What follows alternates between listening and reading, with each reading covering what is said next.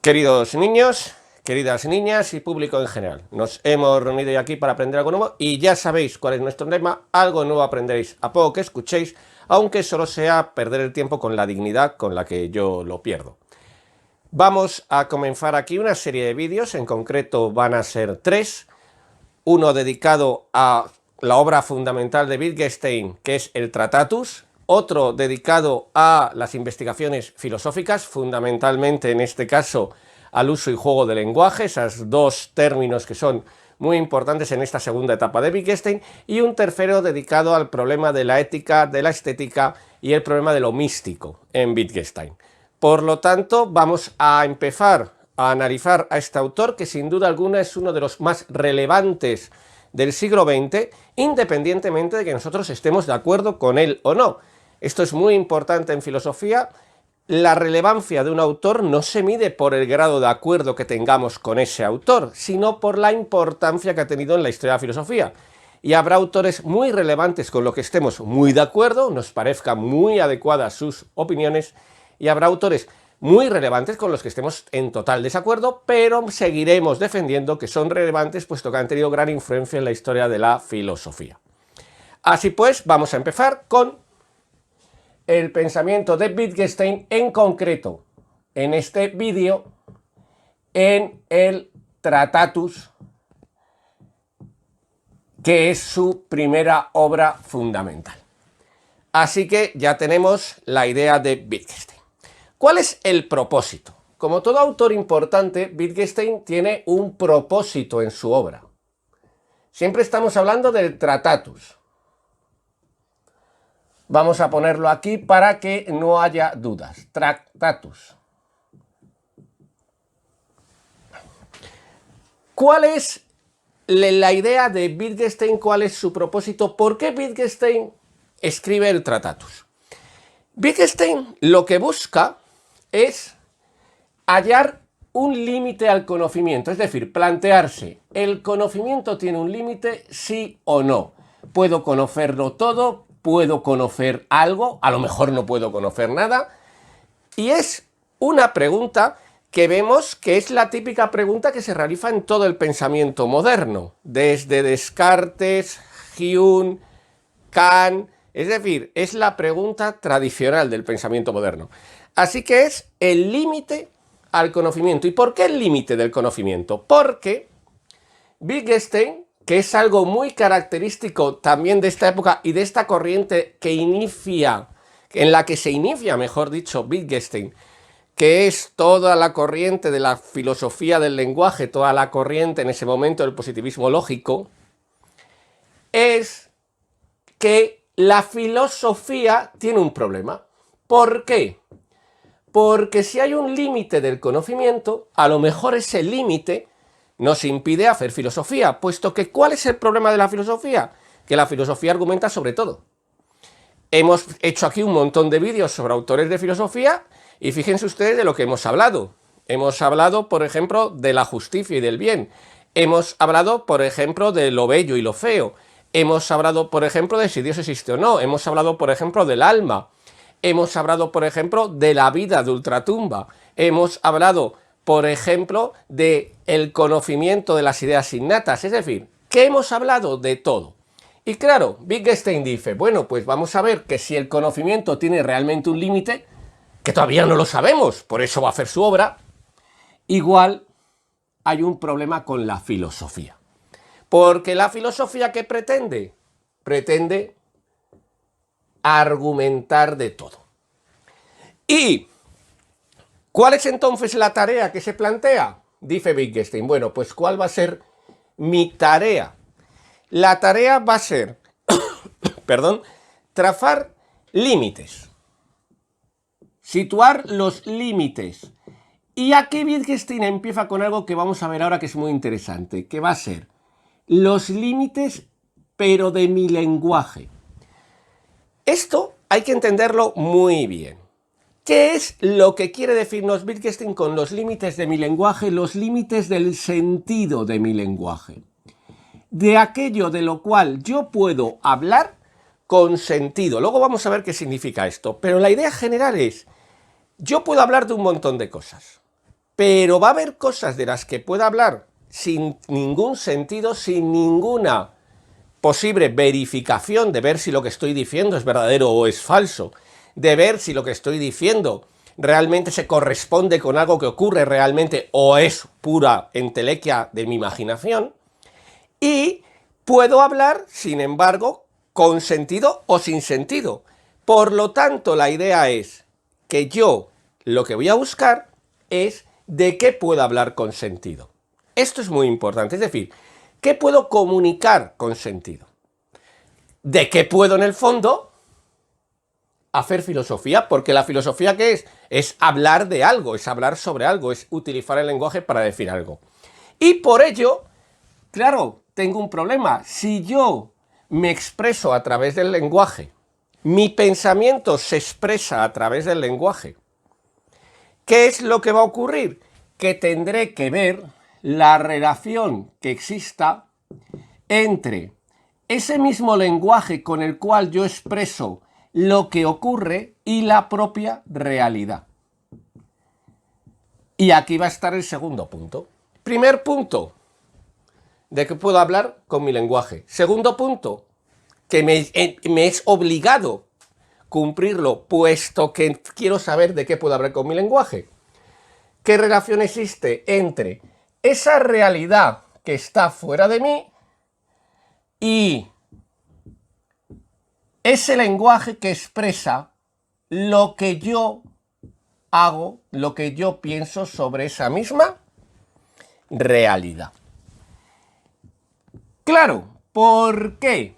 Y esto nos vamos a parar un segundo para que todo el mundo entienda el problemón. Porque sí, no hay ninguna posible relación entre la realidad y mi lenguaje. Si no hubiera ninguna relación, yo no podría nunca hablar de la realidad. Lógicamente. Con lo cual, ¿qué ocurre? Wittgenstein va a decir, no, vamos a buscar cuál es esa relación. Es decir, ¿cómo es posible que yo pueda hablar de la realidad a través de mi lenguaje? Y eso va a ser la tarea que se va a proponer Wittgenstein. ¿En dónde? En el Tractatus. En el Tractatus lógico-filosófico, pues es lo que se va a proponer. Y es lo que nosotros vamos a ir viendo de una forma muy resumida. Lógicamente, nadie se crea que viendo este vídeo ya sabe Wittgenstein, pero sí que acerca al pensamiento de Wittgenstein. Como tenemos que hablar de la relación entre el lenguaje y la realidad, hay dos cosas de las que vamos a hablar: de la realidad y del lenguaje. Por lo tanto, vamos a empezar hablando de la estructura de la realidad. Es decir, esa realidad de la cual nosotros hablamos, de la cual nosotros estamos permanentemente diciendo cosas, esa realidad, ¿cuál es su estructura? Puesto que la realidad para Wittgenstein va a tener una estructura. Y esta estructura va a estar basada en una división permanente, que voy a explicar. Es muy sencillo de entender. Lo que ocurre es que es un lenguaje muy complicado, pero es necesario para luego poder seguir a Wittgenstein. Va a haber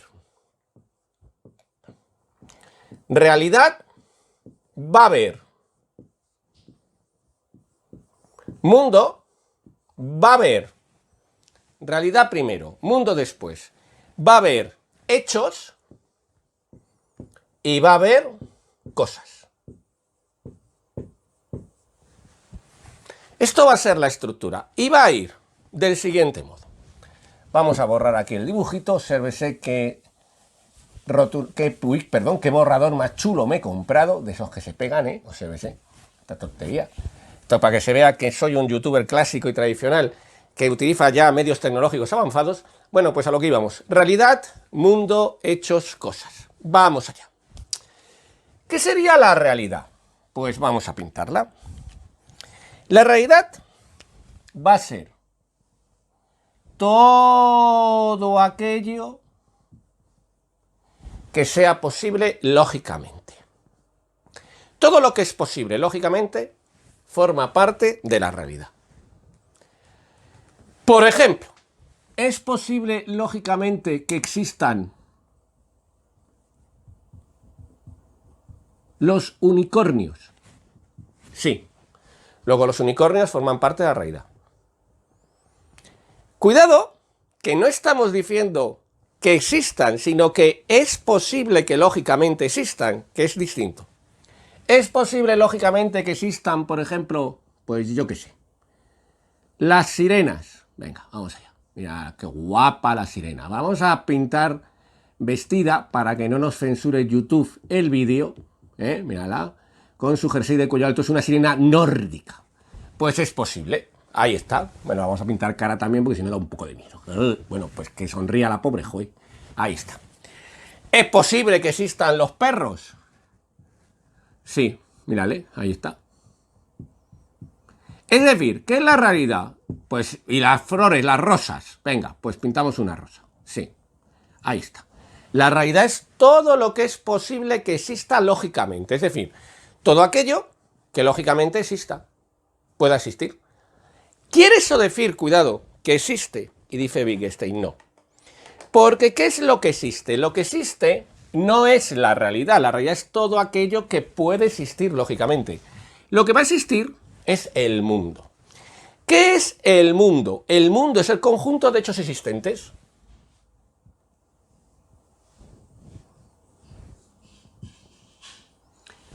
Ya es otra cosa. La realidad era todo lo que es lógicamente posible. El mundo va a ser el conjunto de hechos existentes. El perro, la flor, el gato, ahí está. Esto es un gato, de todas formas. Bueno, vamos a pintarle aquí la colilla, la del rabo.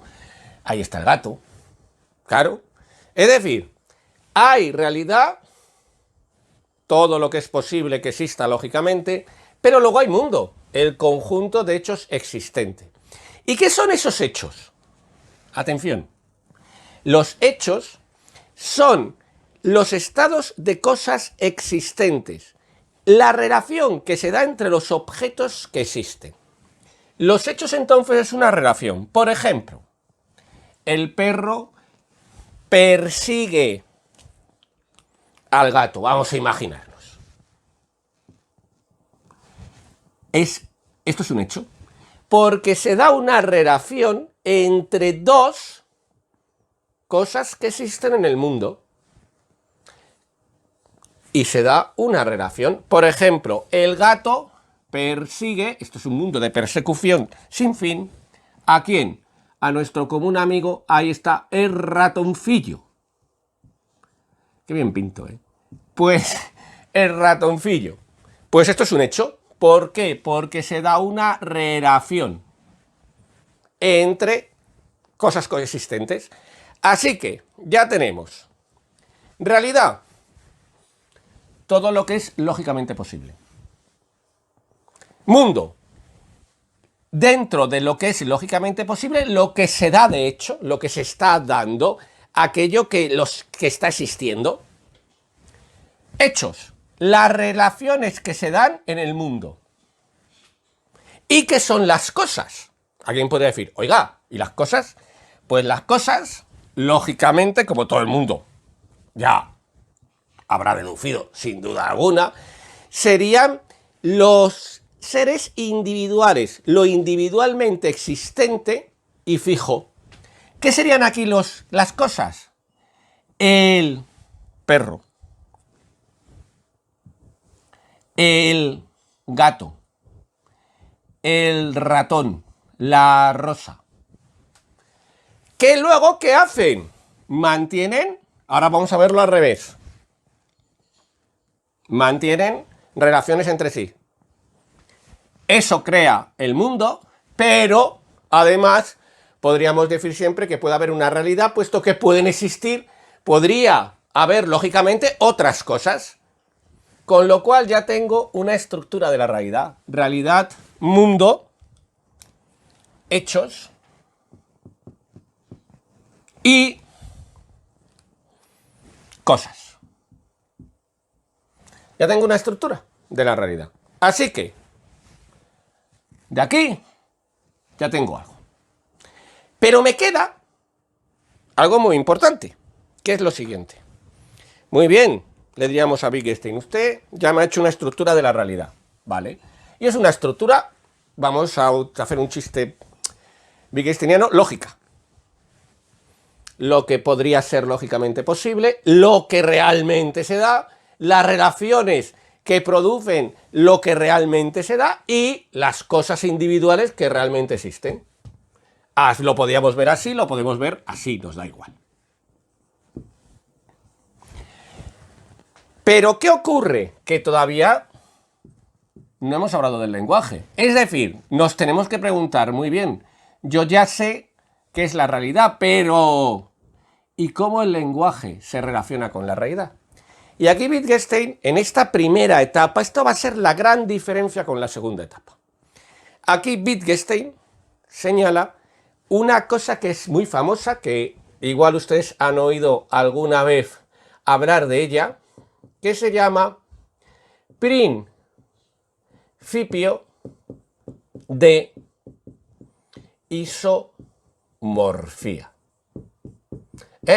Esto lo dicen ustedes en la cena con sus amigotes y quedan ustedes como señores auténticos, como señoras auténticas. Entonces dicen, esto es un principio de isomorfía, esto queda impresionante.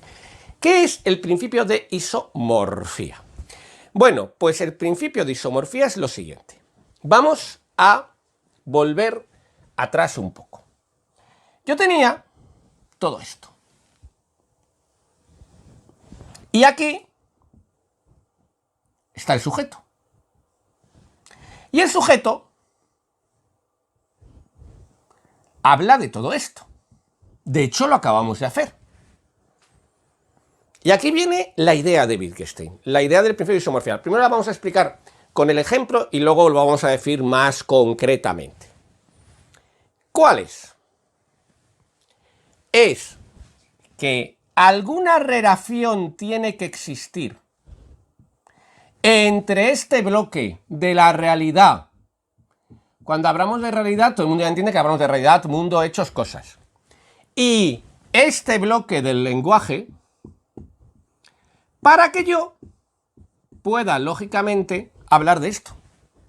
Porque si no existiera ninguna relación, si fueran dos mundos incompatibles, no podríamos hablar de una cosa u otra. Vamos a poner un ejemplo muy sencillo. Ustedes imagínense que se bajan, ustedes tienen un Android, un teléfono móvil de Android. Me daría igual que fuera un iPhone o que fuera lo que fuera, me da lo mismo, un Android. Y ustedes se bajan una aplicación para iOS, para un teléfono iPhone, para un iPhone. Pues entonces, ¿qué ocurre? Que lógicamente no les funciona. ¿Qué ocurre al revés? Que tienen ustedes un iPhone y se bajan una de Android. Pues no funciona. ¿Qué ocurre? Que tiene que haber una compatibilidad, diríamos, ¿no? Esta aplicación es compatible con. Pues si yo estoy hablando sobre el mundo, sobre la realidad, sobre los hechos, sobre las cosas, tiene que haber alguna relación, tiene que haber alguna compatibilidad, diríamos, en el aspecto del teléfono móvil. ¿Qué es esta compatibilidad? Es que existe una relación lógica ¿entre qué? Entre la realidad y el lenguaje. O dicho de otra manera, que hay una estructura lógica similar. Y por eso son compatibles. Claro, mi lenguaje y la realidad, cuando hablamos de realidad, ustedes ya entienden que estamos hablando de lo que sería posible, lógicamente, y por lo tanto de lo que se está dando. Cuando hay una estructura lógica similar entre la forma en que se estructura el lenguaje humano, sujeto, verbo, predicado, por ejemplo, vamos a ponerlo más simple, ¿no? Y la realidad. Por ejemplo, los verbos. Cuidado que esto no lo dice así Wittgenstein exactamente, estamos simplificando para entenderlo, y también porque es como lo entendemos nosotros, que somos unos simples. Pues, por ejemplo, los hechos serían los verbos. El perro persigue al gato. El gato persigue al ratón. Estructura lógica similar. Los verbos tienen una relación lógica con lo que ocurre en el mundo. Por eso pueden expresar el mundo. Los sustantivos serían las cosas. Repito que esto no lo dice así Wittgenstein, estamos simplificando para que se entienda. Pero creemos que así se entiende muy bien. La estructura lógica similar. ¿Y qué es lo que ocurre? Que entonces surge otro problema. ¿Cuál es?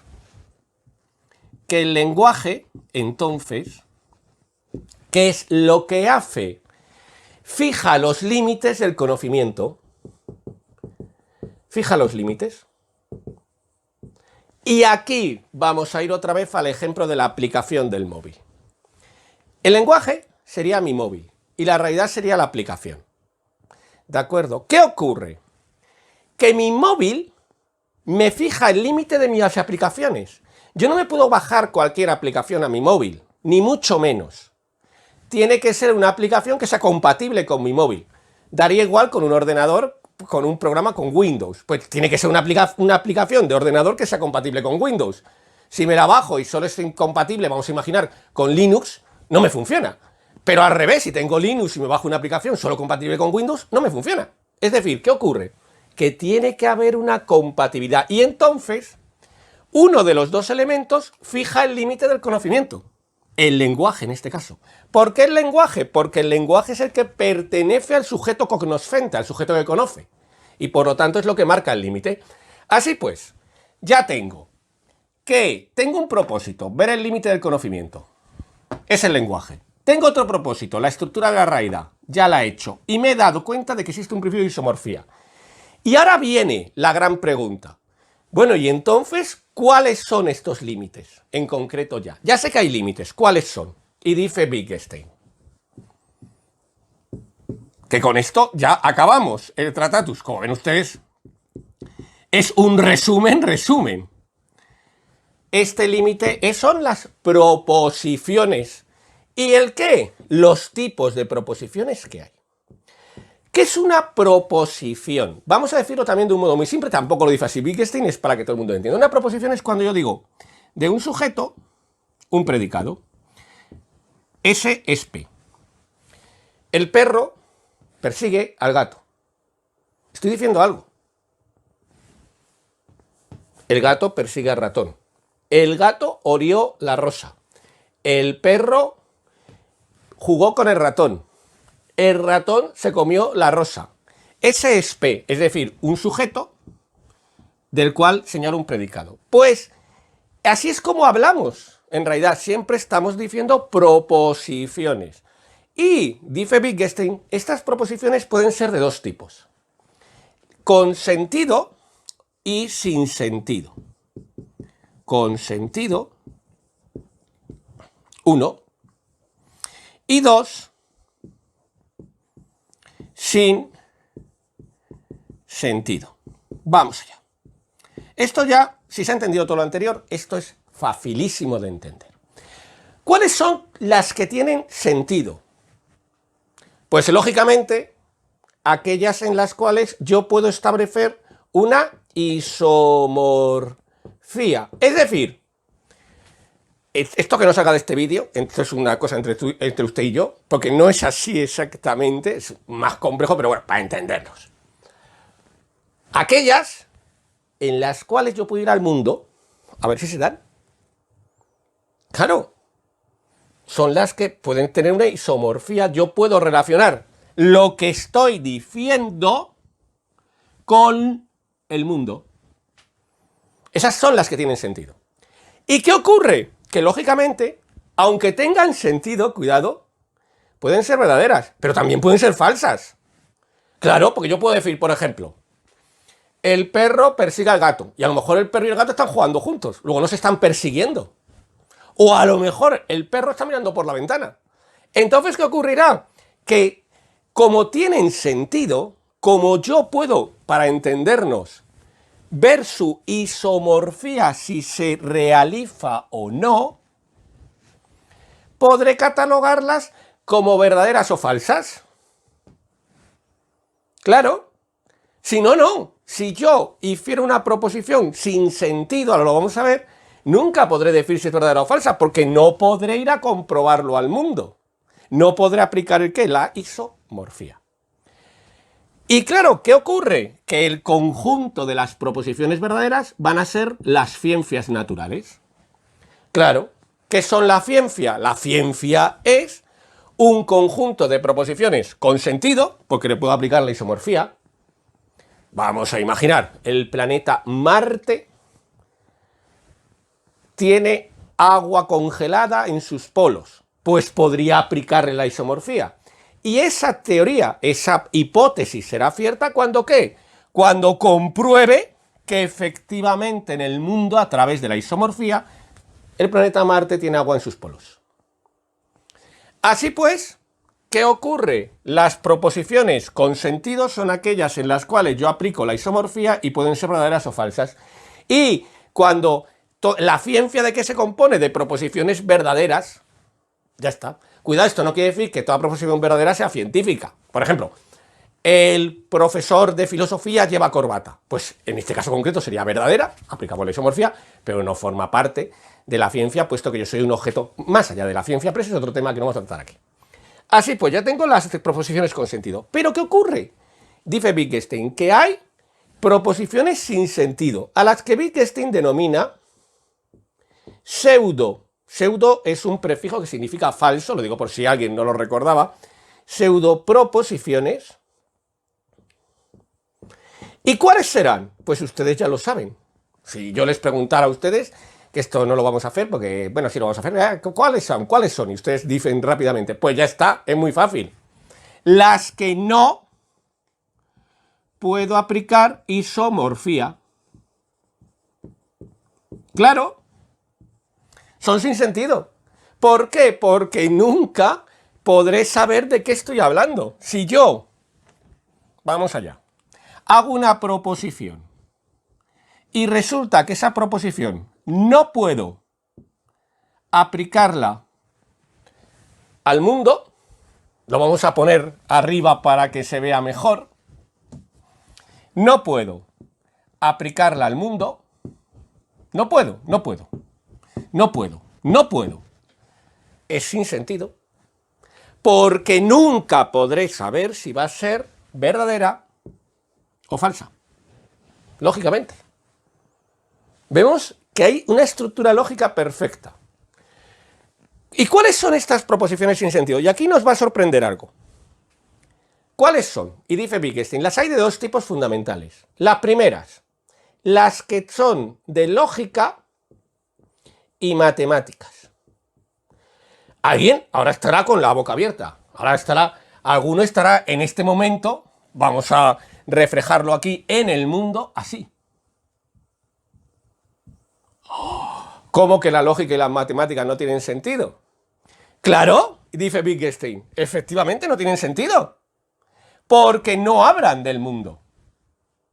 Claro, dice Wittgenstein, usted va por la calle y, por ejemplo, ve al número 3, te va por la... y dice, hombre, el número 3, qué simpático. Hombre, el número 5, qué traicionero, ¿no? Recordemos el famoso poema. Hombre, el número pi doblando la esquina, y nunca acaba de doblarla, el pobre. No. ¿Qué ocurre? Que las proposiciones sobre matemáticas y lógica no tienen sentido. ¿Por qué? Porque no se les puede aplicar la isomorfía. No se corresponden con el mundo. Pero cuidado, esto es muy importante. Son un sinsentido, pero no son absurdas. ¿Qué significa esto? Que tienen una utilidad. Claro, que tienen una utilidad. Utilizamos tradicionalmente de forma permanente matemáticas y lógica. Hemos hablado de los ordenadores, ¿qué más quieren que les cuente, no? En matemáticas, fíjense, hemos hablado de las ciencias naturales. ¿Qué ocurre? Las ingenierías se construyen sobre las matemáticas, que son proposiciones sin sentido, pero no absurdas. Y dice Wittgenstein, hay que seguir usándolas. Ya está. Lo que ocurre es que no nos hablan del mundo, que nadie se crea que en los triángulos existen en la realidad, ¿no? O que la línea recta, que es infinita, existe en la realidad. Ustedes imagínense lo que estaría pagando la línea recta, pues yo qué sé, de ocupación de terrenos. Pues en estaría pagando la línea recta, pues yo qué sé, de ocupación de terrenos. Pues entonces, claro, no existen en la realidad. Y dice Wittgenstein, pero ojo, hay otras, que son las de la filosofía. Vamos allá.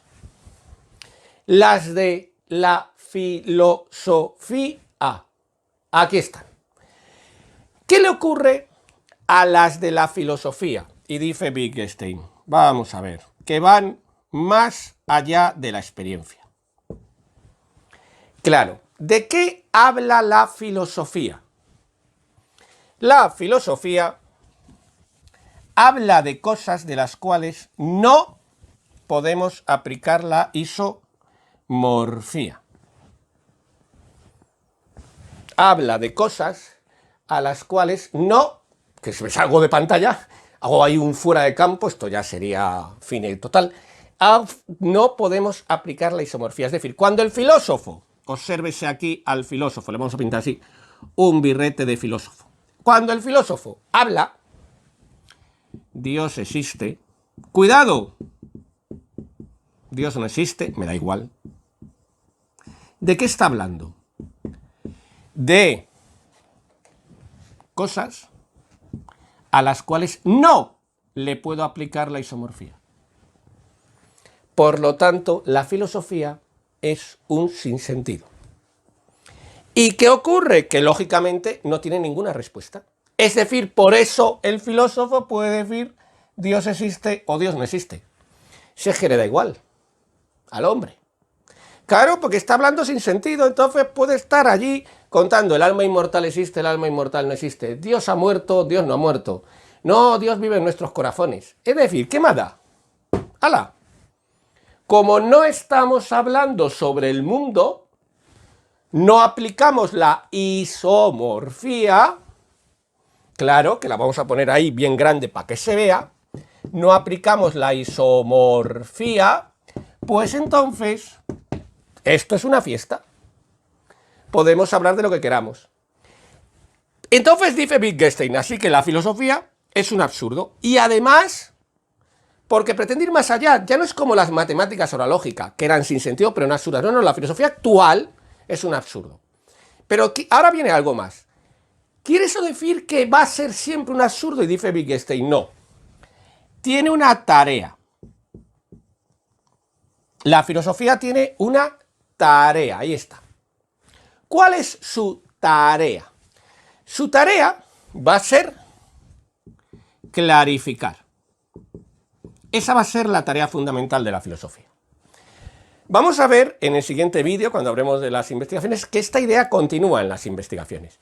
¿Qué quiere decir clarificar? Pues lo que acabamos de hacer. Es decir, la tarea de la filosofía no es hablar sobre contenidos del mundo, puesto que eso es la tarea de las ciencias naturales, sino que es clarificar el qué, el uso posible del lenguaje. Es decir, clarificar el lenguaje y clarificar el qué, el conocimiento, nuestros límites del conocimiento. Esa y no otra, dice Wittgenstein, es la tarea de la filosofía. ¿Qué es la tarea de la filosofía? Lo que acabamos de hacer.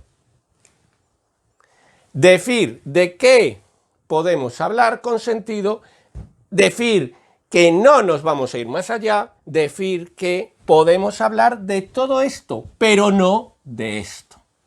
No podremos hacer metafísica. Por ejemplo, puesto que la metafísica, ¿qué era? La parte de la filosofía que estudia el ser, la realidad. Así pues, vamos a hacer un resumen, como siempre hacemos para acabar este vídeo. Vamos a intentar explicar otra vez, ahora ya relacionándolo, puesto que ya lo sabemos todo, pues vamos a intentar este brevísimo resumen, repito, esto es un brevísimo resumen, por Dios que nadie se crea que sabiendo esto se llama Wittgenstein, de lo que dice Wittgenstein en el Tratatus. Alguien estará echando en falta que no estamos hablando de la famosa última proposición del Tratatus. El Tratatus está escrito en proposiciones muy breves numeradas, ¿no? Es un libro, bueno, vamos a decir que no es una lectura fácil, ni mucho menos. Y entonces la última proposición es la famosa de lo que no se puede hablar, lo mejor es callarse. De esa vamos a hablar en el tercer vídeo, ¿vale? Lo vamos a dejar ahí. Empezamos. ¿Cuál era el propósito de Wittgenstein? El propósito era limitar el conocimiento porque tenemos un problema con la filosofía. Y Wittgenstein se da cuenta de que si yo busco ese límite del conocimiento, tengo que hablar del lenguaje. Y tengo que hablar del lenguaje porque el lenguaje es lo que se relaciona con la realidad. Luego tengo dos ejes vertebrales, la realidad y el lenguaje. Hablamos de la realidad, la dividimos en lo que es posible lógicamente, la realidad, los unicornios, las sirenas, los perros, los gatos. Lo que no solo es posible lógicamente, sino que se da, luego es posible lógicamente y además se da, el mundo. Los hechos en el mundo, que son las relaciones que se establecen en el mundo, lo que está aquí con la rayita verde, ¿no? Y las cosas del mundo, los objetos fijos del mundo, el ratón, el gato, el perro, la flor y el señor asombrado. ¿Vale? Ya tengo la estructura de la realidad. Ahora, si yo hablo sobre la realidad, es que existe una relación de algún tipo, una compatibilidad, lo hemos puesto con el ejemplo de los móviles y de las aplicaciones, entre mi lenguaje y la realidad. Y esa es la isomorfía. ¿Qué es la isomorfía? La relación lógica que se da entre la realidad y el lenguaje. Y por lo tanto, lo hemos visto también en el ejemplo de los móviles, mi lenguaje fija los límites de la realidad. De lo que puedo conocer de la realidad, cuidado, no de la realidad, de lo que puedo conocer de la realidad. Fija los límites. Ya está. ¿Y eso qué ocurre? ¿Dónde se ve? En las proposiciones, porque el lenguaje, ¿cómo lo hago yo? A través de proposiciones. S es P, hemos dicho. El perro persigue al gato, el gato persigue al ratón. Vemos que es un mundo de persecuciones. Y las proposiciones van a ser de dos tipos fundamentales. Con sentido y sin sentido. Con sentido, las que cumplen la isomorfía. Las más importantes, las ciencias naturales. Y como tienen sentido, pueden ser verdaderas o falsas porque yo puedo mirarlo. El profesor de filosofía tiene melena.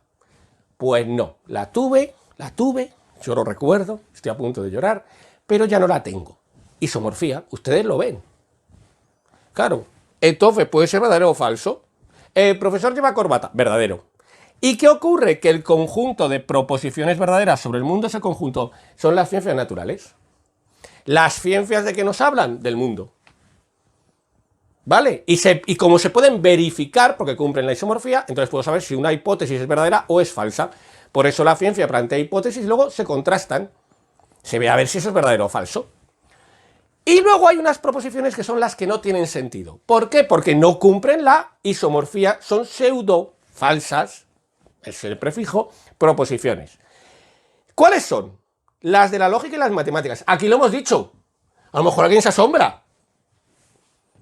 ¿Cómo que la lógica y las matemáticas no tienen sentido? Claro, porque recordemos que es tener sentido poder cumplir la isomorfía.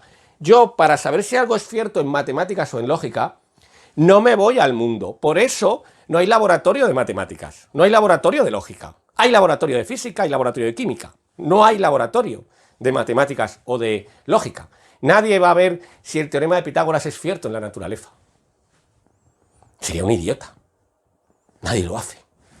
Así pues, ¿qué ocurre? Que son pseudoproposiciones, pero ojo, dice Wittgenstein, no les puedo aplicarle la isomorfía, es cierto, pero no son absurdas, no son una tontería. ¿Por qué? Porque son útiles. Sin embargo, ¿qué le ocurre a la filosofía? Que siempre pretende ir más allá. ¿Más allá de qué? Más allá de la isomorfía. Pretende hacer trampas y incumplir la isomorfía. Dios existe, Dios no existe. Vamos a poner este ejemplo que es el más evidente. ¿Vale? ¿Cuál sería la proposición? Dios existe, Dios no existe. Para verificar lo que tendríamos que ver. Dios. ¿Dónde? ¿Dónde? Venga. ¿Dónde está? Ya está.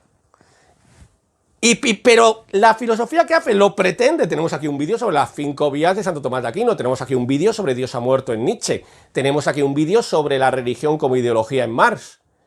Claro, lo pretende la filosofía. Entonces, esta filosofía está mal.